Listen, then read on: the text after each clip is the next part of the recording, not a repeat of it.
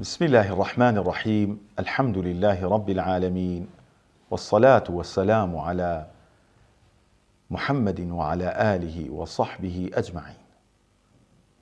خۆشەویستان و مسلمانان، السلام عليكم ورحمة الله وبركاته.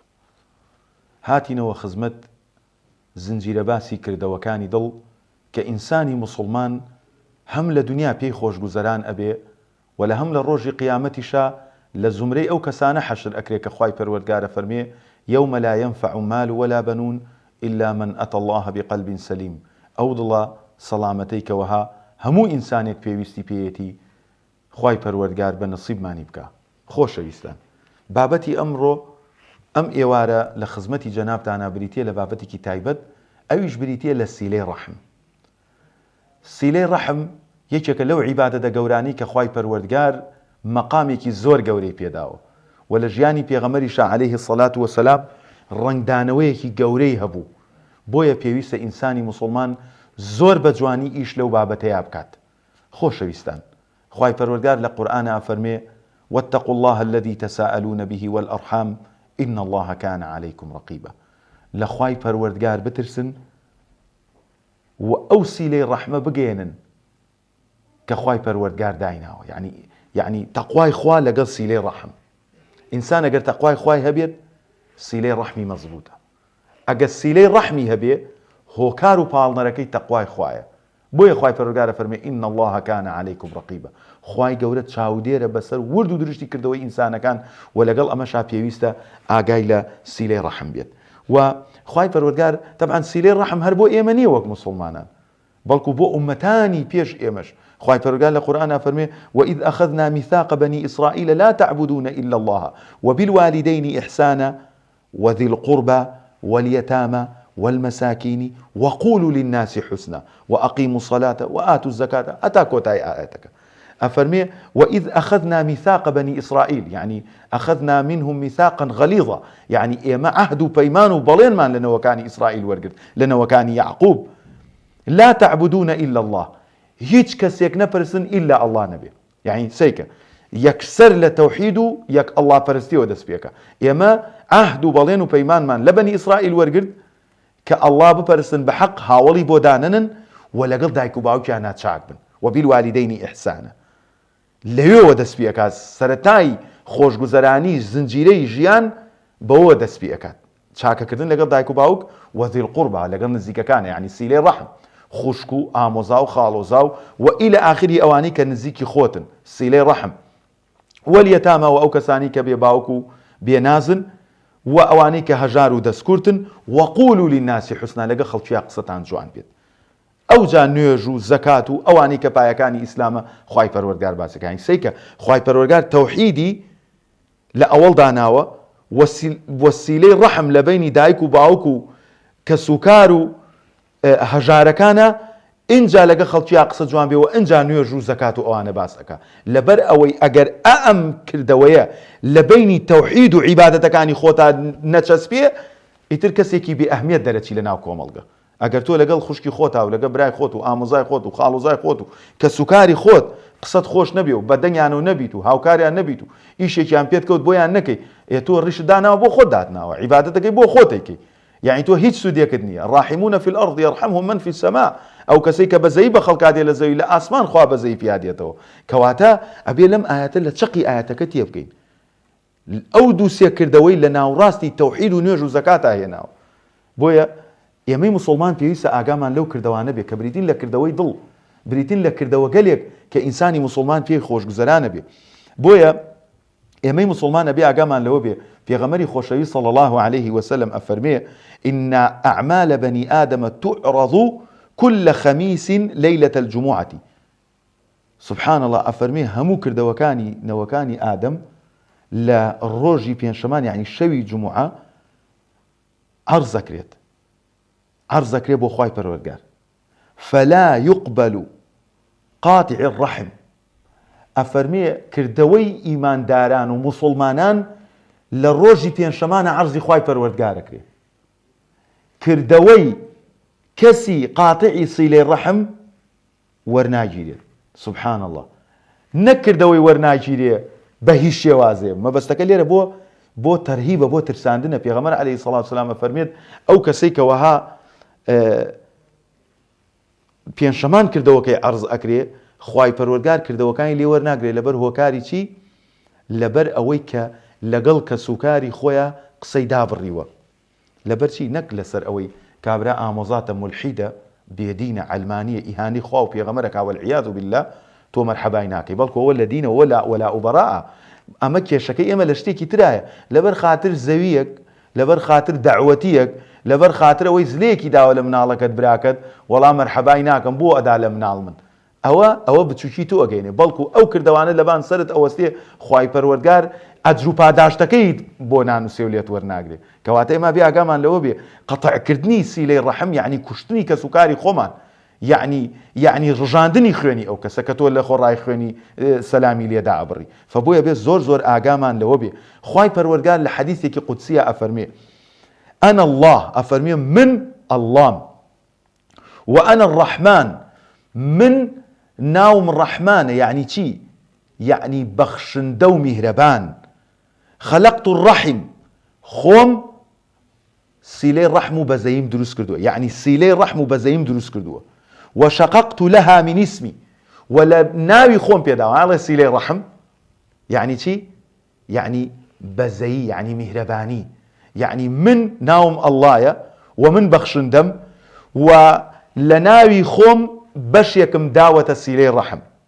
جا گوێ بگرە، ئەفەرمێ فەمەن وەصەلەها وەصەلتوه، هەر کەسێ سیلەی ڕەحم بگەێنێ ئەیگەێنم. وەڵڵاهی ئەو کەسەی کە سیلەی ڕەحمی هەیە بۆ کەسوکاری خۆی، بۆ دەور پشتەکەی خۆی باشە، وەڵڵاهی خوای پەروەردگار ئیشی بۆ ئاسانە. و ئەو کەسەشی کە وەها ئەنانیە، خۆپەرستە، بە ژیانی خۆی زۆر پێگرنگ و مهمە و لەگەڵ خەڵکی ترا بەشی ناکە، خوای پەروەردگار دایمە لوتی ئەشکێنێ و ژیانی زۆر سەغڵەت و تەنگە بەرە. و من ڕۆژانە ئەم شتانە ئەبینم و ڕۆژانە ئەو بەسەر هاتانە دێتە لام. مەوزوعەکە هی ئەوە نییە باز بکرێ. بۆیە زۆر گرنگە ئێمەی مسلمان ئاگامان لەوە بێ. و ئەفەرمێ ومن قەطعتها قەطعته، هەر کەسێک سیلەی ڕەحم بچڕێنێ بچڕێنم، ژیانی خۆش ناکەم، ماڵ و سەروەت و سامانی لی ئەەکەم بە ئاگر خوای گەورە بمان پارێزێ لە کەسانێک کە ئەمە کردەوەکانیانە. و پێغەمبەر صلی الله عليه وسلم لە فەرمودەیەکی صحیحە فەرمێ من سره أن يبسط له في رزقه. گوێ بگرە براو خوشکی بەڕێزم، ئەم فەرمودەیە تطبیقی بکە قەسەماً بالله ژیانت ئاوای لێدێ. ئەفەرمێ من سره أن يبسط له في رزقه، هەر کەسێک پێی خۆشە بەوەی کە ڕزقی زۆر بێت، یعنی ڕزقی بەرەکەت و فراوان بێت. ئەو ينسأ له في أثره، یعنی چی؟ یعنی ژیانی دوای خۆی بمێنێتەوە، یعنی ناوبانگی بمێنێتەوە، یاد و یادگارەکانی بمێنێتەوە. فليصل رحمه، با سیلەی ڕەحم بگەێنێ. وينسأ له في أثره، علماء فرمون يعني بقاء ذكره الجميل بعد الموت. يعني تۆ تەسەوور بکە من لە چەند شوێنترا ئەمەشم و تۆ دووبارە ئەیڵێمەوە بۆی هەم خۆم ئیسفادەی لێ بکەم و هەم ئێوە. ماڵی وا هەیە سێ خوشکیان هەیە، دوو برایان هەیە، برایەکیان بەس لەبەروی خەریک ژنەکەی خۆی و مناڵەکانی خۆی بۆ و جەژنا و جەژنی شتەری لیان نەداوە، ئێستا لە ژیانە، ئێستا حالیەن. و برایەکی تریشیان هەبووە بەردەوام جەژنانی بۆ خوشک و خوشکەزاکانی و چووە بۆ خوارزاکانی خواردنی بردووە و سەردانیانی کردووە لە نەخۆشیە هاوکاریان بۆ. ئێستا ئەو برایان وەفاتی کردووە، پێ هەموو جەژنێک ئەڵێن خۆزگا ئەمە ئێستاکە سەری لێمان ئەدا، لە نەخۆشیاڵن خۆزگا ئەمە سەری لێمانەدا. بۆ مانەوەی یاد و یادگارێ جوانەکانتە دوای مردن. خۆشەویستان، ئێمە هەر یەک ژیان ناژین. ئێمە کە ئێستا مردین، هەر ئێستا ئەگەر من مردم یەکسەر دەرگێترم لێگرێتەوە چمە ژیانێکی تر، و لە ناو ئەو ژیانی ترا ژیانێکی ترشم جێشتۆ کە دنیاە. یادگارەکانم ئەمێنێتەوە لەگەڵ کەس و کارم، لەگەڵ ماڵ و مناڵم، لەگەڵ هاوڕێ و دۆستەکانم.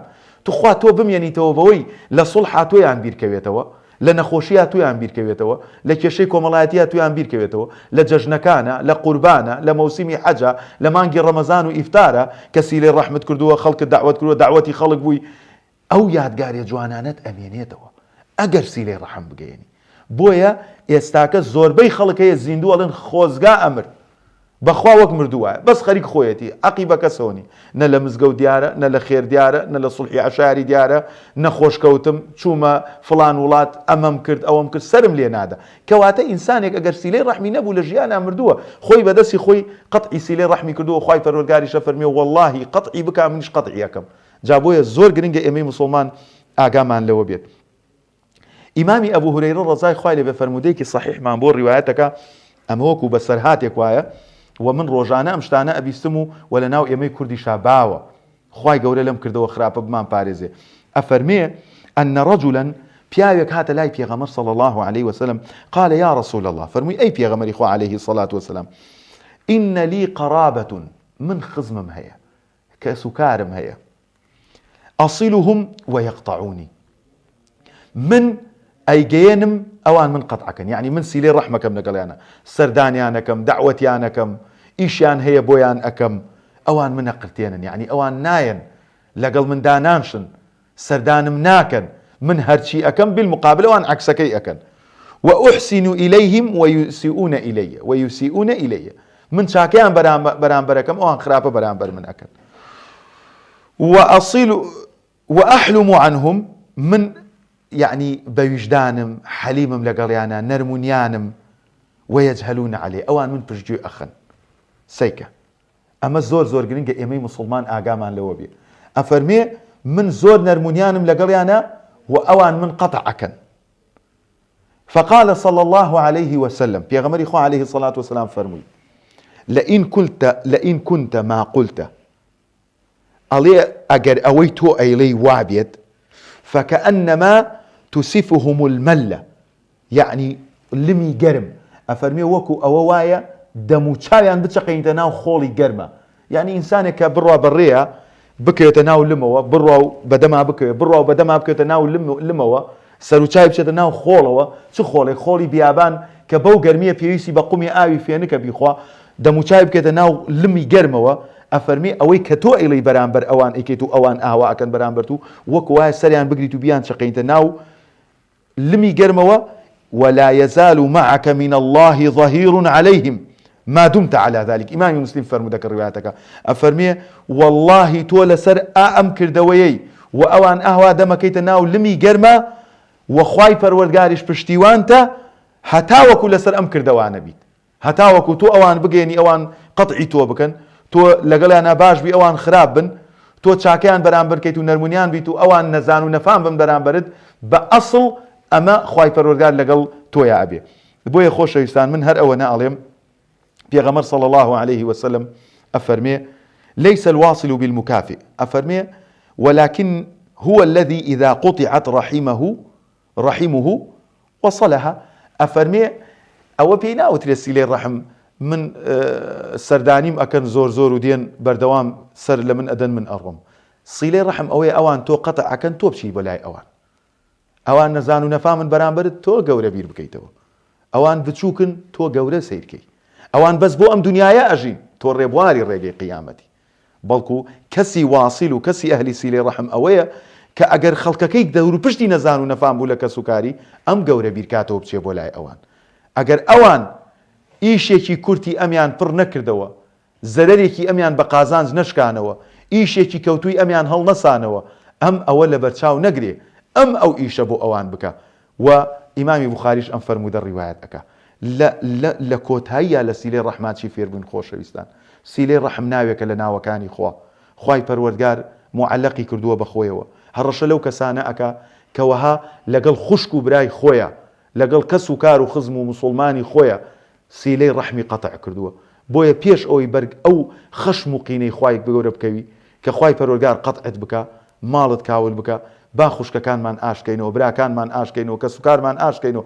و ئەو کەسانەی کەوەها نەزانیەکیان کردووە نەفامیەکیان کردووە دەی خۆ ئێمە لە دنیا نیمان هیچ شتێکی ئەم دنیاە پێرفێکت نییە نە ئێمە پێرفێکتی نە ئەوان تەواون نە ئێمە کاملین نە ئەوان کاملن و نە ژیانی دنیاش کاملە ماوەیەکی تر هەمومان ئەم دنیاە جێ ئێڵین خانۆکانمان خەڵکی تر لە سەریدا ئەنشێ کە سوکارەکەمان 100 ساڵێکی تر هیچ کەسێکی نەماوە بۆیە ئەمەی کە ئێستا ئێڵێم پیاوچاکان و سەحابە و تابعی هەر ئاوا نەسیحەتی کە سوکاری خۆیانیان کردو داواکەم لە خوای پەروەردگار ببین بەو کەسانی کە لە ڕۆژی قیامەتە لە ژێر میهرەبانی خوای پەروەردگار جێمان بێتەوە کە خوای پەروەردگار لە ژیانی دنیای گوێڕایەڵیمان کردو و سیلەی ڕەحمان جێبەجێ کردووە و سیلەی ڕەحمیش دوو گرنگی زۆری تایە خوای گەورە بمان کاتە و ئەهلە ئەویش ئەوەیە هەم لە ژیانی دنیا لەگە کە سوکاری خۆتا خۆش ئەژی و چاکەکانت بە بەرچاو ئەگیرێ و زیکر و یادگارەکانت بە جوانی ئەگێڕێتەوە و لە لای خوای پەروەردگاریش خوای پەروەردگار بۆ ئەو بەندانە زۆرێکی داناوە کە ئەهلی سیلەی ڕەحم ئەویش بەهەشتە.